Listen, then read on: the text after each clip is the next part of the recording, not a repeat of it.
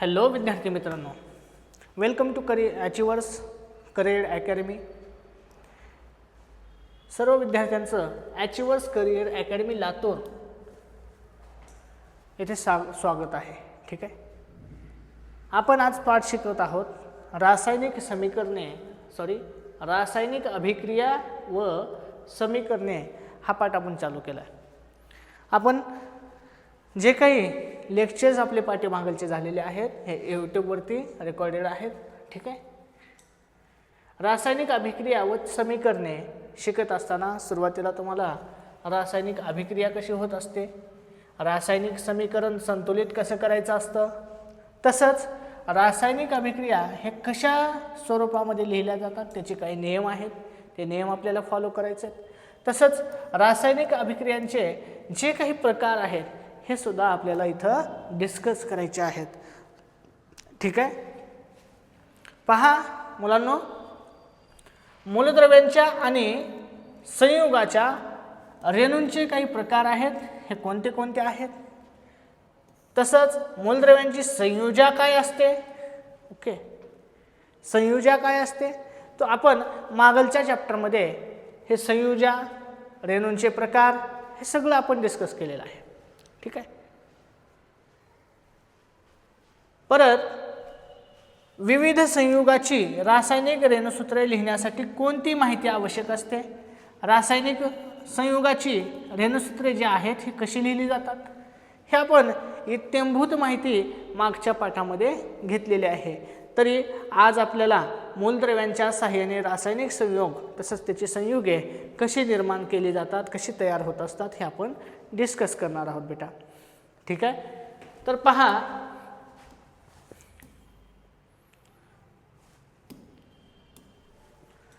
मूलद्रव्यांच्या रासायनिक संयोगाने संयुगे कशी तयार होत असतात हे आपण मागील इयत्तामध्ये सुद्धा बघितलं आहे. तर आपण हेही शिकलो की रासायनिक बंध तयार करण्यामागे जी काही प्रेरक शक्ती असते ती म्हणजे पूर्ण अष्टक स्थितीचे इलेक्ट्रॉन स्वरूपन प्राप्त करणे किंवा पूर्ण अष्टक स्थिती प्राप्त करण्यासाठी अणु एकमेकांबरोबर काय करतात, संयुजा करतात. संयुजा म्हणजे इलेक्ट्रॉनची देवाणघेवाण करून किंवा त्यांचे संधान करून म्हणजे शेअरिंग करून एकमेकांना काय करतात, बघा आपण सुद्धा करतो बेटा.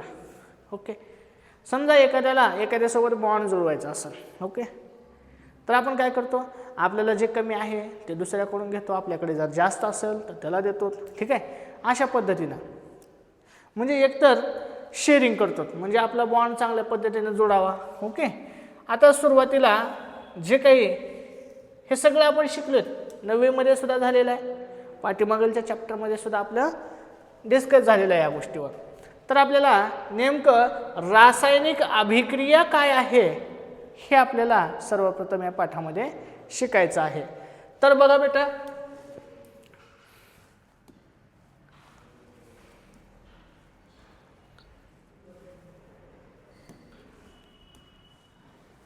जवळपास 18व्या ते 19व्या शतकामध्ये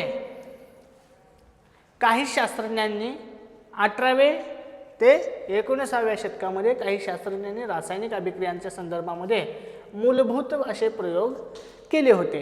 तर ते प्रयोग करत असताना त्यांनी प्रयोगातून असे सिद्ध करून दाखवले की रासायनिक अभिक्रिया होत असतात, तसंच ते होताना द्रव्यांचे संघटन बदलते, द्रव्यसुद्धा जे आपण टाकतोय त्याचं संघटन बदलतं आणि हा बदल जो आहे हा कायमस्वरूपी असतो बेटा.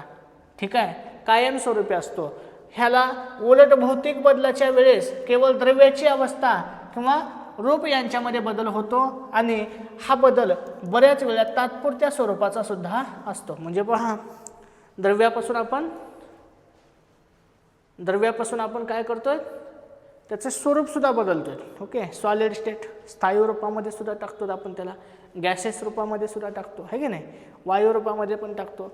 म्हणजे याचा अर्थ आपण त्याचं फक्त स्वरूप बदलू शकतो, बऱ्याच वेळा ते तात्पुरत्या स्वरूपाचं बदलतं. ठीक आहे, समजा आपण ह्याचं एक पाणी आहे, पाण्याला काय केलं आपण, गोठवलेलं आहे. गोठवल्यावर पुन्हा काय होतं, पाण्याचं बर्फ होतं. बर्फ थोड्या वेळापुरता बर्फ राहणार आहे, नंतर परत अजून लिक्विडिफाईज होणार आहे. ओके, परत अजून पाणी होणार आहे त्याचं. परत बघा बेटा, पुढील तक्त्यामध्ये काही घटनांनी भौतिक आणि रासायनिक बदल ओळखायचे तुम्हाला. ओके, काही घटना दिलेल्या आहेत, तुम्हाला ओळखायचे आहे की रासायनिक बदल कशामध्ये होतो आणि भौतिक बदल कशामध्ये होत असतो. आता भौतिक बदल म्हणजे काय, तर भौतिक बदल म्हणजे दुसरं तिसरं काय नसून फक्त आणि फक्त त्याचं रूप बदलतंय, पण त्याचं जी रसायन आहे हे सेमच असणार आहे. ठीक आहे, फक्त त्याची अवस्था बदलते. याचा अर्थ काय, ती भौतिक बदल आहे. ठीक आहे, ज्या पदार्थामध्ये त्याची अवस्था बदलते आणि रासायनिक पद्धतीही बदलते, रसायन बदलतं पूर्णपणे, त्याला आपण रासायनिक बदल असं म्हणतो. ठीक आहे, आता बर्फ हे पाणी आहे, बरोबर आहे. बर्फाचे पाण्यामध्ये रूपांतर होते, म्हणजे बर्फ आधी पाणीच होता, नंतर पाणीच झालेला आहे. ठीक आहे, म्हणजे याचा अर्थ ही प्रोसेस म्हणजे भौतिक बदल आहे. Okay, is a physical change. Okay, it is a physical change, भौतिक बदल. आता बघा, अन्न शिजणे रासायनिक बदल आहे का, हे ना, नाही. अन्न शिजणे हे काय आहे, भौतिक बदल आहे का रासायनिक बदल आहे बेटा, रासायनिक बदल आहे. त्याच्यामध्ये मीठ, मिरची, मसाला गेला आहे की नाही, आधी कसं होतं चवीला, म्हणजे रसायन गेलं ना त्याच्यामध्ये, म्हणजे रासायनिक बदल आहे, भौतिक बदल नाही. तसंच फळ हे परिपक्व होतो, परिपक्व झाल्याच्या नंतर फळ हे रासायनिक बदल आहे बेटा. परिपक्व फळ अगोदर कसं होतं, आंबट होतं, पुन्हा गोड झालं, म्हणजे केमिकल बदलले म्हटलं, परत आंबट होणार आहे की ते, नाही बेटा. ओके, परत बघा, फळ परिपक्व होणे रासायनिक बदल. परत दुधाचे दह्यामध्ये रूपांतर होणे हे सुद्धा रासायनिक बदल आहे. परत पाण्याचे बाष्पीभवन होणे ही काय आहे, भौतिक बदल आहे. काय आहे, भौतिक बदल आहे. ठीक आहे, हे काय आहे, भौतिक बदल आहे. तसंच जठराचे अन्न पचणे रासायनिक बदल आहे बेटा. तसंच डांबर गोळी हवेत उघडी, डांबर गोळी ही हवेमध्ये उघडी ठेवलात तुम्ही तर तिचा आकार कमी होतो, म्हणजे काय झालं तर ह्याचा रासायनिक बदल झाला. ठीक आहे, तसंच भौतिक बदल सुद्धा ह्याचा झालेला आहे. ठीक आहे, शहाबादी फरशीवर, कडप्प्यावर लिंबाच्या रसाचे डाग पडतात तेव्हा काय होतो रे, रासायनिक बदल होतो.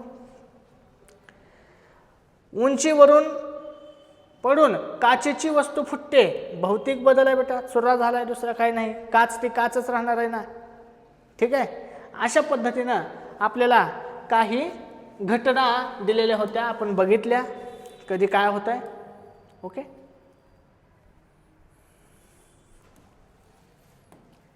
तुम्हाला एक प्रयोग दिलाय, प्रयोग सर्वांना येत असेल. बघा, साहित्य दिले, तापमापी घ्या, थर्मामीटर माहिती आहे ना तुम्हाला, थर्मामीटर. ओके, तर तापमापी घ्या, बाष्पन पात्र घ्या, तिवई घ्या, नरसाळ घ्या, परीक्षा नळ्या घ्या, बनसेन बर्नर घ्या, इत्यादी अशा साहित्य तुम्हाला जे लागेल असे साहित्य तुम्हाला घ्यायचे आहेत.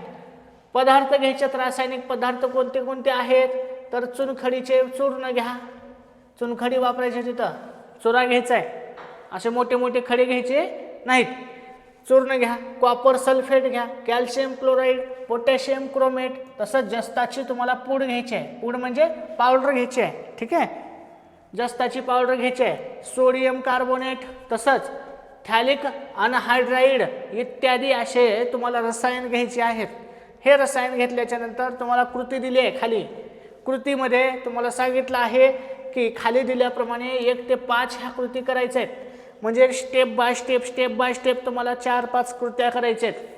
ओके, 2 ते 4 मध्ये तापमापीच्या सहाय्याने तापमान मोजून त्याची नोंद घ्यायची आहे. बरोबर आहे का? बघू आपण 5 कृती काय म्हणतात.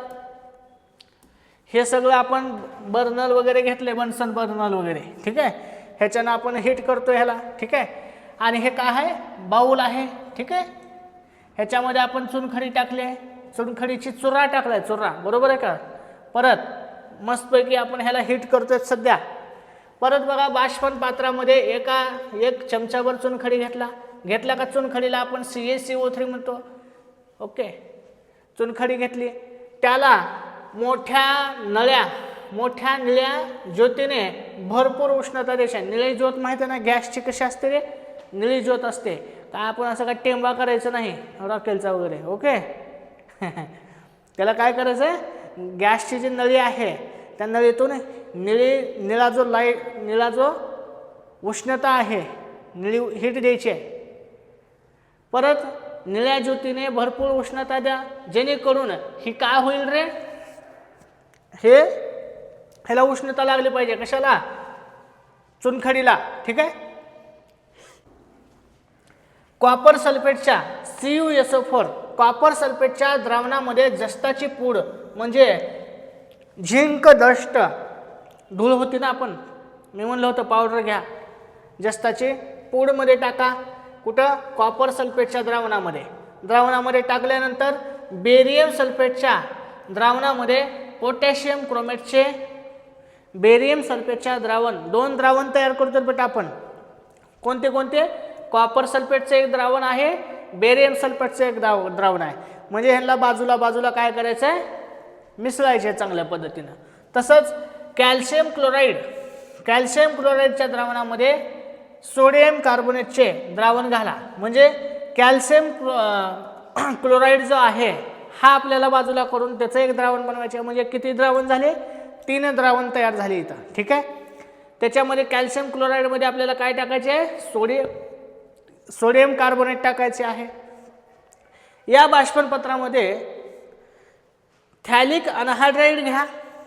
आता हे जे बाष्पन पात्र आहे ह्याच्यामध्ये काय घ्यायचं आहे तुम्हाला, थॅलिक अनहायड्राईड घ्यायचं आहे, त्याच्यामध्ये टाकायचे आहे. आणि नरसाळ्याच्या नळीने त्याचे तोंड कापसाने बंद करायचं आहे. ओके, म्हणजे थॅलिक अनहायड्राईड टाकल्यानंतर नळी काय करायचं रे, बंद करायचे. थोडक्यात हे पूर्णपणे झाकायचं आहे. परत बघा, हे नरसाळे बाष्पन पात्रावर उघडं ठेवा. आता काय करायचं आहे, ते नरसाळं उघडं ठेवायचं आहे. उघडं ठेवल्यावर आता बाष्पन पात्राला तिवईवर लहान निळ्या ज्योतीने मंद अशी उष्णता द्यायची आहे. तिवईवर म्हणजे जे काही ती सरफेस आहे हा खालचा, त्याच्यावर ठेवून तुम्ही त्याला हळूहळू छोट्या फ्लेमनं काय करायचं आहे, उष्णता द्यायची आहे. उष्णता दिल्याच्या नंतर तुम्हाला असं दिसून येईल बाष्पन पात्रामध्ये, आता बाष्पन पात्राला तिवईवर हे लहान निळ्या फ्लेमच्या ज्योतीने काय करायचं, तुम्हाला उष्णता द्यायची. उष्णता देत असताना तुम्हाला नरसाळ्याच्या आत काय दिसतंय हे बघायचं आहे. नरसाळ्याच्या आत काय दिसतंय हे तुम्हाला पाहायचं आहे. सर्व कृतीची निरीक्षण तुम्ही करून आले आहात. ठीक आहे. तर काय दिसलं, त्याचा रंग बदलला का, कोणता वायू बाहेर पडला का. ओके, ह्याचं पूर्ण निरीक्षण हे प्रॅक्टिकलमध्ये तुम्हाला शाळेमध्ये वगैरे झाले असतील हे प्रॅक्टिकल्स. ओके, त्यावेळेस तुम्ही इथं नोंदवायचं आहे. ठीक आहे. आता हे नोंदवत असताना तुम्हाला ही कृती करावी लागते, तरच तुम्हाला येणार आहे की नाही. का तुम्हाला स्वप्न पडले का, कोणता रंग तयार झाला, कोणता वायू बाहेर निघाला. ठीक आहे. म्हणजे ह्या सगळ्या कृती तुम्हाला करायच्या आहेत. ओके, परत बघा, हे झालं प्रॅक्टिकल, जस्ट आपण डिस्कस केलं प्रॅक्टिकलचं. ओके, आता तुम्हाला महत्त्वाचं म्हणजे तापमान, दाब यांसारखे जे परिमापी पॅरामीटर्स बदलल्यामुळं जे काही भौतिक बदल होत होते, हे भौतिक बदल घडत असतात. जसं की समजा बर्फाचा तुकडा मी त्या एखाद्या बाउलमध्ये ठेवला आहे आणि गरम करतोय, तापमान एक विशिष्ट तापमान देतोय, त्याला जास्त काय देत नाही. समजा 2 डिग्री सेल्सिअस तापमान देतोय, तर ते बर्फ लवकर वितळेल का, नाही वितळणार. ठीक आहे. तसंच त्याला प्रेशर सुद्धा द्यायला लागलोय. तसंच तापमान जर समजा आपण रूम टेम्परेचरला ठेवलं बर्फाला, okay, 37 degree Celsius, 36 degree Celsius अशा पद्धतीने जर ठेवलं आपण त्याला, तर ते बर्फ इझिली लिक्विडिफाईल होईल. ओके, म्हणजे याचा अर्थ हे पॅरामीटर्स हे काय करतात, भौतिक बदल घडवून आणत असतात. कोणते पॅरामीटर्स आहेत, तापमान, दाब वगैरे इत्यादी हे पॅरामीटर्स असू शकतात, जे की भौतिक बदल घडवून येतात. बरेच वेळा भौतिक बदल हा प्रत्यावर्ती म्हणजे रिव्हर्सिबल असतो. बऱ्याच वेळा भौतिक बदल हा प्रत्यावर्ती असतो. म्हणजे याचा अर्थ काय, तर पाण्याचं बर्फ बनला, बर्फाचं पाणी बनलं, पाण्याचा बर्फ बनतो, बर्फाचं अजून पाणी बनतं. म्हणजे हे रिव्हर्सिबल चालू आहे. ओके, रिव्हर्सिबल चालू आहे म्हणजे प्रत्यावर्ती चालू आहे. त्याला आपण भौतिक बदल असं म्हणतो. भौतिक बदलामध्ये द्रव्याचे संघटन आहे तसेच राहते. जेवढं काही पाण्याचं आपण बर्फ बनवलं तेवढंच पाणी त्याच्यात राहणार आहे. परत बर्फाचं जे काही पाणी असेल परत तेच राहणार आहे. उदाहरणार्थ बर्फ तापविल्यावर त्याचे पाण्यात रूपांतर होते, पाणी थंड केल्यावर त्याचे बर्फात रूपांतर होते. या उलट एखाद्या प्रक्रियेमध्ये द्रव्याचे संघटन बदलत असते तर त्याला रासायनिक असा बदल म्हणतो. जर समजा अशी प्रोसेस दुसऱ्याची जर करत असेल आपण तर त्याला आपण काय म्हणतो, रासायनिक बदल असं म्हणतो. समजा तुम्ही इथं दूध घेतलं, दुधामध्ये रसायन असतात वेगवेगळे. ओके, पाण्यामध्ये काय राहणार आहे का, नाही, दुसरं काय H2O, दुसरं काय राहणार आहे त्याच्यात. पण दुधामध्ये वेगवेगळे फॅट्स वगैरे आहेत, फॅट आहे, लिपिड आहे, कार्बोहायड्रेट आहेत. ओके, म्हणजे हे वेगवेगळे रसायन त्याच्यामध्ये आहे. आणि ह्या रसायनामुळे काय होतंय, त्या दुधामध्ये तापवल्याच्या नंतर त्याची प्रक्रिया बदलते आहे. ते भौतिक रूप त्याचं पूर्णपणे बदलणार आहे. भौतिक रूप बदलणार आहे, त्याच्याबरोबरच त्याचं काय बदलतंय, रासायनिक स्वरूप सुद्धा बदलणार आहे. रासायनिक स्वरूप सुद्धा बदलणार आहे. ठीक आहे बेटा, समजतंय.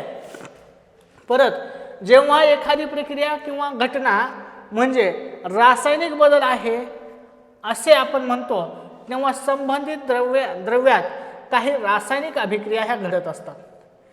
आता बघा, जेव्हा एखादी तुम्ही प्रक्रिया किंवा एखाद्या प्रोसेस करतात, एखादी घटना निर्माण होते, एखादी घटना प्रक्रिया तयार होते, त्यावेळेस रासायनिक बदल होतच असतो.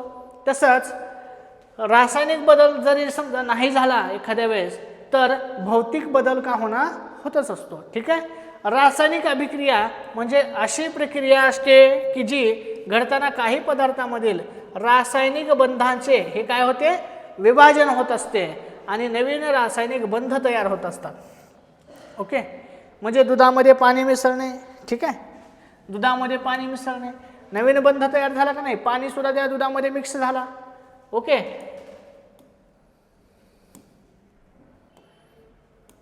परत बघा, त्या पदार्थांचे रूपांतर नवीन पदार्थामध्ये होते. जे पदार्थ बंध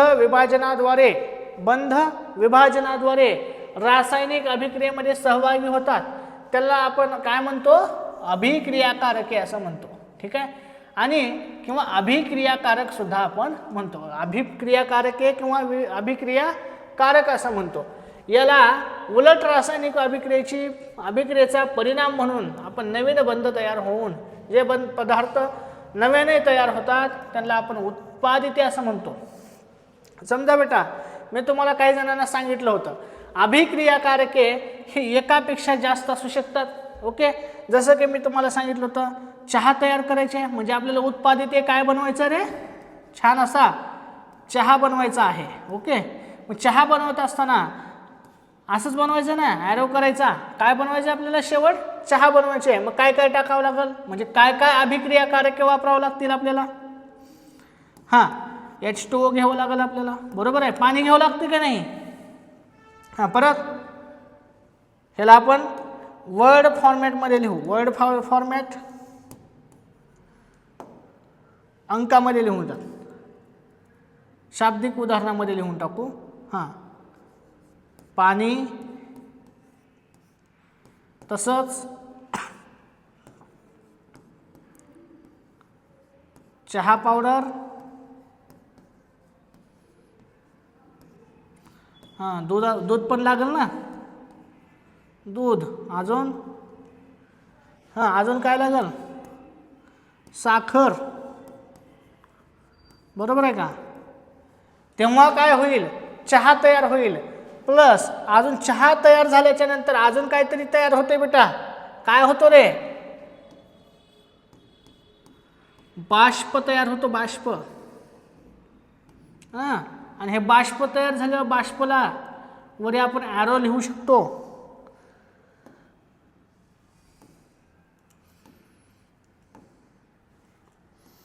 बाष्पच्या पुढे आपण असा ॲरो लिहू शकतो. का तर बाष्प हा ऑक्सिजन होऊन उडून गेलेला असतो पाण्यातून, बरोबर आहे का?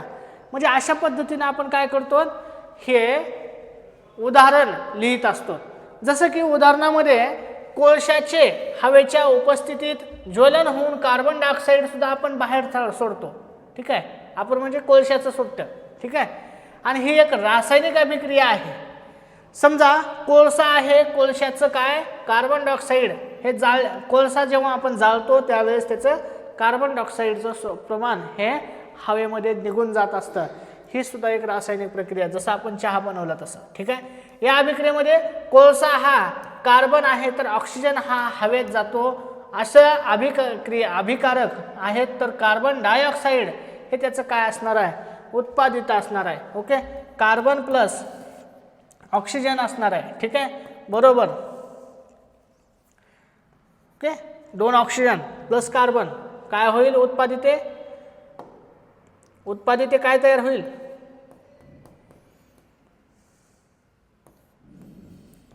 CO2 तयार होईल. ओके, जो की हवेतच जाणार आहे. उत्पादित जो तयार झाले तो हवेत जाणार आहे. तसंच अजून एक सांगतो मी तुम्हाला उदाहरण. अजून एक हायड्रोजन आहे, ह्याच्यामध्ये आपण ऑक्सिजन ॲड केलं आहे. 2 हायड्रोजन आहेत, त्याच्यामध्ये आपण एक ऑक्सिजन ॲड केलं आहे. काय तयार होईल आपल्या, काय तयार होईल रे, H2O तयार होईल, बरोबर आहे का? अशा पद्धतीने ही अभिक्रिया, रासायनिक अभिक्रिया होत असते.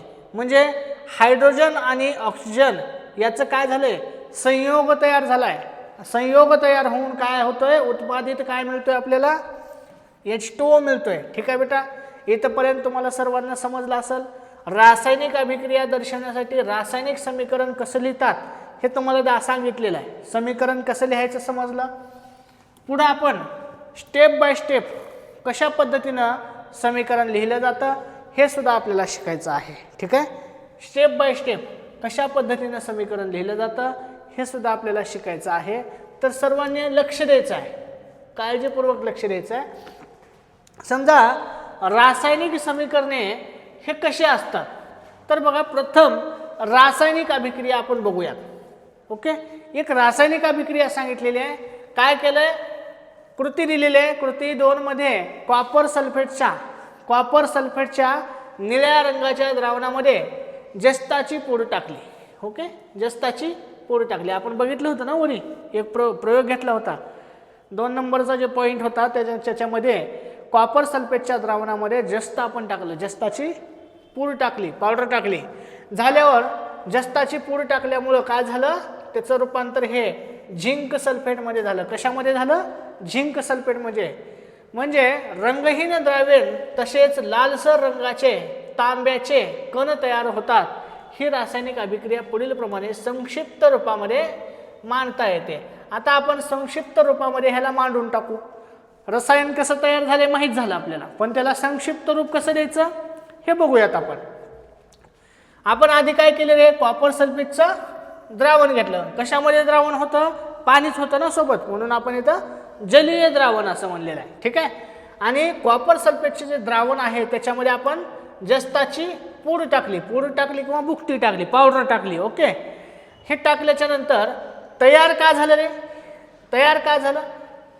तयार झिंक सल्फेटचे जलीय द्रावण तयार झालं आणि तांब हे सेपरेट झालं. ठीक आहे, तांब हे सेपरेट झालं म्हणजे झिंक सल्फेट हा एक द्रावण तयार झाला आणि तांब सुद्धा तिथं तयार झालेला आहे. तसंच ह्यालाच आपण सूत्राच्या सहाय्याने लिहू. हे कसं रूप आहे, संक्षिप्त रूप आहे. ओके, संक्षिप्त रूप आपल्याला माहीत झालं. अशा प्रकारे शब्दांच्या स्वरूपामध्ये केलेल्या रासायनिक अभिक्रियेच्या साध्या मांडलेला आपण काय म्हणतो, शाब्दिक समीकरण असं म्हणतो. कसलं समीकरण म्हणतो, शाब्दिक. साधे आहे ना. आपण आता याच्यामध्ये काय केलं का, आपण फॉर्म्युला वगैरे वापरलाय का, सूत्र वगैरे वापरलंय, कसलंच नाही. फक्त आपण काय केलंय, ह्याच्यापासून हे बनलंय. जसं की आपण चहा बनवलता ओरी, ठीक आहे, त्या पद्धतीनं. परत हे स्वरूप जे होतं चहा बनवण्याचं ते कसं होतं, शाब्दिक होतं. ठीक आहे, तसंच हे शाब्दिक समीकरण असूनही संक्षिप्त स्वरूपामध्ये रासायनिक सूत्रांचा वापर करून पुढील प्रमाणे आपण लिहू शकतो. तर कसं, तर बघा काय म्हणलं होतं, हे copper sulphate CuSO4 copper sulphate. ह्या कॉपर सल्फेटमध्ये आपण काय टाकलं होतं रे, झिंक पावडर टाकलं होतं, बरोबर आहे. Zn म्हणजे झिंक पावडर आहे. आता बघा काय होतंय, हे कॉपर सल्फेट हा बाजूला जातो, ठीक आहे, गेला बाजूला बेटा, कॉपर सल्फेट बाजूला गेला, म्हणजे SO4 आणि Zn हा एकत्र आलेला आहे. अगोदर कोण एकत्र होते, ही दोघ जण एकत्र होते, बरोबर आहे. म्हणजे याचा अर्थ ही रिॲक्शन म्हणजे प्रोसेस काय झाली, इकडला असतो प्रोडक्ट बेटा, काय असतो, उत्पादिते म्हणतात याला, ह्याला म्हणतात अभिक्रियाकारके म्हणतात, ह्याला अभिक्रियाकारके म्हणतात. इथं एकापेक्षा जास्त अभिक्रियाकारके आहेत ज्याचं संयोग होत आहे, आणि याचा संयोग झाल्याच्या नंतर काय होतो, ZnSO4 म्हणजे झिंक सल्फेट बनतो. काय बनतो, झिंक सल्फेट बनतो, आणि त्याच्याबरोबरच सोबत कॉपर सुद्धा बनतो. कॉपर म्हणजे दुसरं काय नसून काय आहे, तांब आहे. तसंच झिंक SO4 म्हणजे ZnSO4 म्हणजे तर झिंक सल्फेट आहे, आणि हे झिंक सल्फेट तुम्हाला लक्षात आलं असेल. ओके, इथंपर्यंत सर्वांना समजले, हे कन्सेप्ट सर्वांना समजली आहे का. तर बघा पुढे जाऊयात आपण. आता रासायनिक सूत्रांचा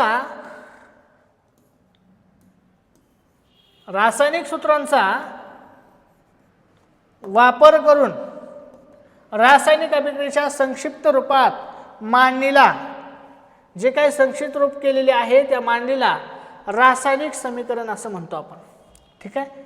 रासायनिक समीकरण कळालं तुम्हाला. तर रासायनिक समीकरण वरील समीकरणामध्ये कॉपर सल्फेट जो होता ना, हो काही कॉपर सल्फेट बाबा, ओके, हा कॉपर सल्फेट बाबा ह्या झिंकला काय करतोय, अभिक्रियाकारके म्हणजे झिंक जस्त, ह्याला झिंकला आपण जस्त असं म्हणतो. ही अभिक्रियाकारके आहेत. हे दोन अभिक्रियाकारके त्यांची एकमेकांबरोबर रासायनिक अभिक्रिया होऊन संपूर्णपणे हे वेगळे गुणधर्म असलेले तांब्याचे कण व रंगहीन झिंक सल्फेटचे द्रावण तयार केलेले आहेत. ओके, म्हणजे पूर्णपणे हे वेगवेगळे झालेत. ओके, सुरुवातीला काय होता, कॉपर सल्फेट होता, कॉपर सल्फेटचं झाला झिंक सल्फेट. ओके, आणि कॉपर तर एकटाच पडला बाजूला, ठीक आहे. असे दोन वेगवेगळे अभिक्रिया होऊन एक रासायनिक अभिक्रिया झाल्याच्या नंतर दोन वेगवेगळे काय पडले, दोन वेगवेगळे उत्पादिते तयार झाले, ठीक आहे.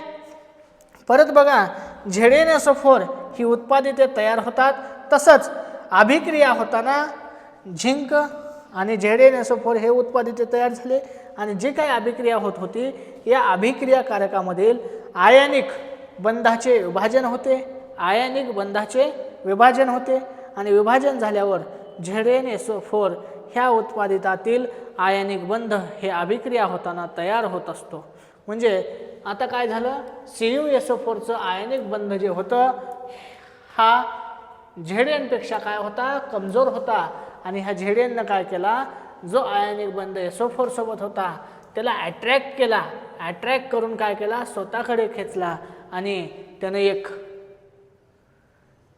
पार्टनर त्याच्यासोबत, त्याचा पार्टनर ह्यानं ओढून घेतला आणि ह्याला एकटा सोडला बेटा. ओके ओके, समजते का, समजलं असेल सर्वांना इथपर्यंत. परत बघा बेटा, रासायनिक समीकरणाचे लेखन कसे केले जाते.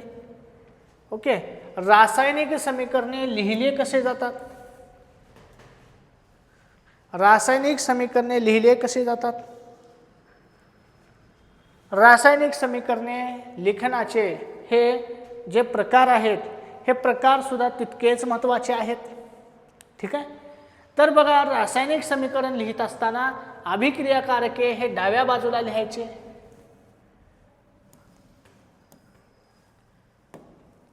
अभिक्रियाकारके हे कुठं लिहायचे, डाव्या बाजूला लिहायचे. म्हणजे जे काही अभिक्रिया म्हणजे जे काही तुम्ही बनवणार आहोत, जे जे साहित्य आहे बनवायच्या अगोदरचं ते डाव्या बाजूला लिहायचे. ओके, आणि उत्पादिते जे काही बनणार आहे तुम्ही केल्यावर ते काय करायचं, तुम्हाला उजव्या बाजूला लिहायचं बेटा. ओके, अभिक्रियाकारकांपासून उत्पादितांच्या दिशेने जाणारा एक बाण द्यायचा असं करून. म्हणजे तुम्ही काहीतरी बनवतायत असं ते सिद्ध होईल. ठीक आहे, काहीतरी प्रोसेस चालू आहे असं सिद्ध होईल. हा बाण रासायनिक अभिक्रियेची दिशा दर्शवत असतो. म्हणजे काय रे, ह्याच्यापासून ही बनलेला आहे. ओके म्हणजे काहीतरी आहे, काहीतरी अभिक्रियकारके आहेत. ह्या अभिक्रियकारकांपासून असं उत्पादिते तयार होत आहेत. ओके, म्हणून ही प्रक्रिया आहे दाखवण्याची. म्हणजे ह्याच्यापासून ती बनत आहे. ठीक आहे. परत जर समजा 2 किंवा अधिक अभिक्रियाकारके उत्पादिते असतील तर त्याच्यामध्ये अधिक वापरतात आणि हे अधिक चिन्हाचा वापर करतात. उदाहरणामध्ये आपण आत्ताच बघितलो की हो का, CuSO4 हा एक अभिकारके होता. तसंच त्याच्यामध्ये Zn सुद्धा आपण टाकला होता. मग ह्याच्यामध्ये आपण हे अधिक चिन्ह वापरलं होतं. ठीक आहे, हे अधिक चिन्ह आपण वापरलं होतं. तसेच ZnSO4 व Cu ह्या उत्पादितांमध्ये सुद्धा आपण हे अधिक चिन्ह वापरलं होतं. ठीक आहे, म्हणजे कसं रे बघा, आता हे ह्याला कसं लिहायचं सांगू का थोडक्यात. बघा बेटा, लय सोपं असतं, ही लय सोपं असतंय.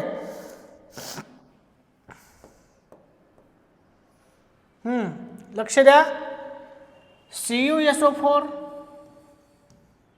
हा एक अभिक्रियाकारके आहे. मग ह्याच्यामध्ये आपण अजून एक टाकलेला Cu टाकलेला. आता का बनवलेला काहीतरी बनलेलं की बघू आपण काय बनलेलं आहे. मग ह्याच्यापासून काहीतरी बनलेलं म्हणजे उत्पादिते बनलेलं आहे. ठीक आहे, मग काय होईल तर सॉरी CuI का काय CuSO4 नव्हतं, ती काय होतं CuSO4 प्लस झिंक होतं ना. Cu's केलं, डबल झालं अभिक्रियाकारके. ठीक आहे, Zn आहे Zn. ओके, म्हणजे झिंक जास्त म्हणतो आपण याला. CuSO4 प्लस म्हणजे अधिक Zn म्हणजे अभिक्रियाकारके जर समजा एकापेक्षा जास्त असतील तर त्याला आपण अधिक लिहितो मध्ये. ठीक आहे, तसंच उत्पादिते जर समजा एकापेक्षा जास्त मिळत असतील तर तिथं सुद्धा आपण म्हणतो अधिक लिहितो बेटा, अधिक लिहितो. ओके, झालं लिहून. ZnSO4 प्लस Cu तयार झाला तिथं. ठीक आहे, तसंच रासायनिक समीकरण जर समजा जास्त माहितीपूर्वक बनवायसाठी असेल, तसंच जास्त माहिती आपल्याला अजून लिहायची असेल तर उत्पादन आणि उत्पादिते यांच्या भौतिक अवस्था सुद्धा तुम्हाला लिहायच्या आहेत. म्हणजे त्यानं वायू रूपामध्ये आहे की द्रव रूपामध्ये आहे की स्थायू रूपामध्ये आहे. जसं की जर समजा वायू रूप असेल तर त्याच्या बुडाला आपण असं काय लिहायचं, G लिहायचं. तसंच जर समजा द्रव्य रूपामध्ये असेल तर त्याच्या बुडाला L लिहायचं. आणि स्थायू रूपामध्ये असेल तर त्याच्या बुडाला आपण S असं लिहायचं बेटा. ही अक्षरे आपण कंसामध्ये लिहू शकतो. ओके, तसेच उत्पादित वायू रूप असेल तर गॅस असं लिहू शकतो आपण. ओके, उत्पादित जर समजा गॅस असतील तर त्याच्या पुढे असा एक बाण करायचा आहे. आता गॅस कधी बी उत्पादित तयार होत असताना गॅस तयार होते का होत असते, पण ती उडून जाते म्हणून भुर म्हणे असं उडून गेल्याने तुम्हाला करायचं आहे. ठीक आहे, मग करत असताना अशी वरची दिशा दाखवणाऱ्या बाण हे दाखवायचं आहे तुम्हाला. आणि दाखवल्यानंतर जेव्हा उत्पादित अविद्राव्य स्थायू रूपामध्ये तयार झालेले असते, म्हणजेच अवक्षेप रूपामध्ये तयार झालेले असते, त्याला आपण सॉलिड ऐवजी का दाखवायचे, हे काही खालचा बाण दाखवायचे. म्हणजे उत्पादिते हे तयार झालेत. कसं तयार झालेत, सॉलिड फॉर्ममध्ये म्हणजे स्थायू रूपामध्ये आहेत, तर त्याला आपण अशा खालच्या बाण दाखवून लिहायचं आहे. खालचा बाण दाखवून लिहायचा म्हणजे मध्येच बसले, वरी कुठं उडून बिडून जायला नाही. ठीक आहे, समजलं का. परत बघा, असे खालची दिशा दाखवणाऱ्या बाणाने आपल्याला हे दर्शवता येत असते. जर अभिक्रियाकारके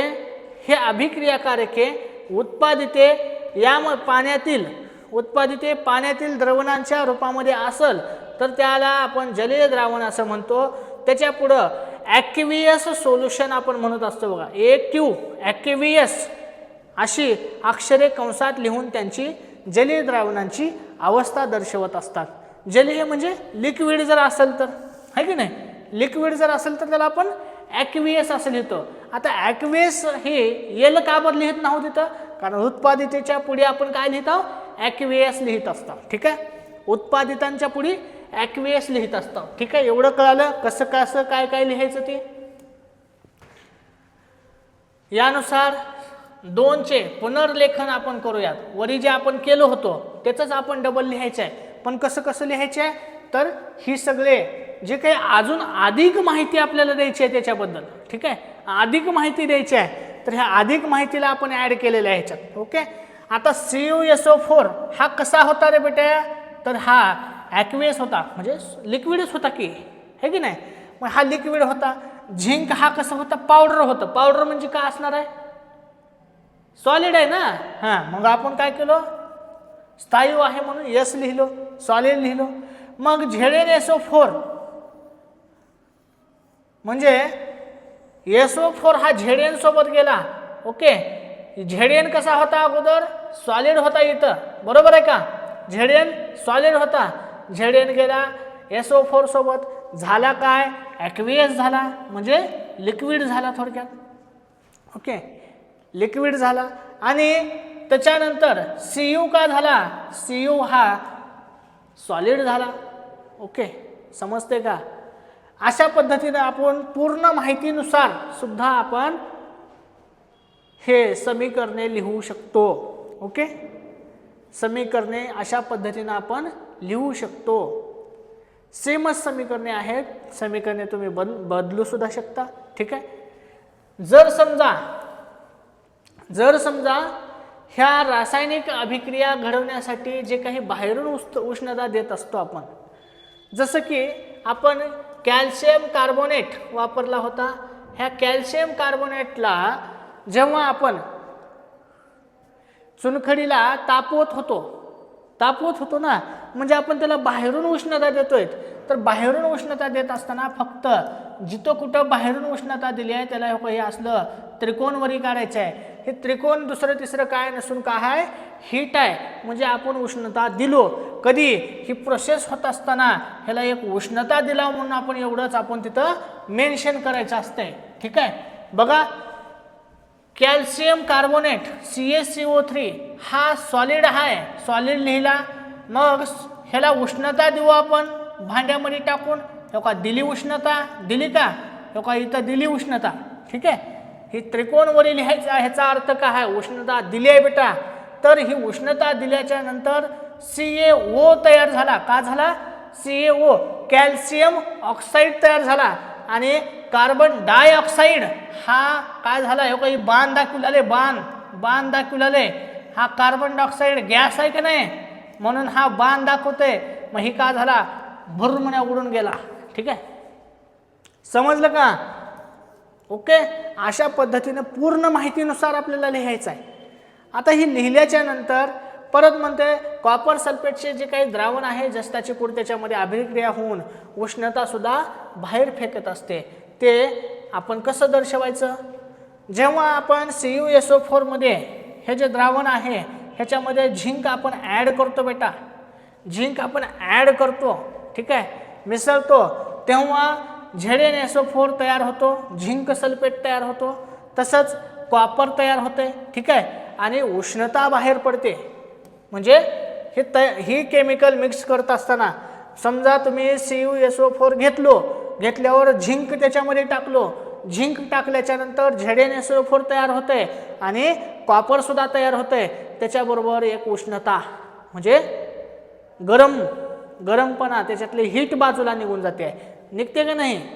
हां, मग उष्णता त्याच्यातून बाहेर पडत असते. म्हणजे पूर्ण एक्सप्लेनेशन सहित आपण शिकलो आज.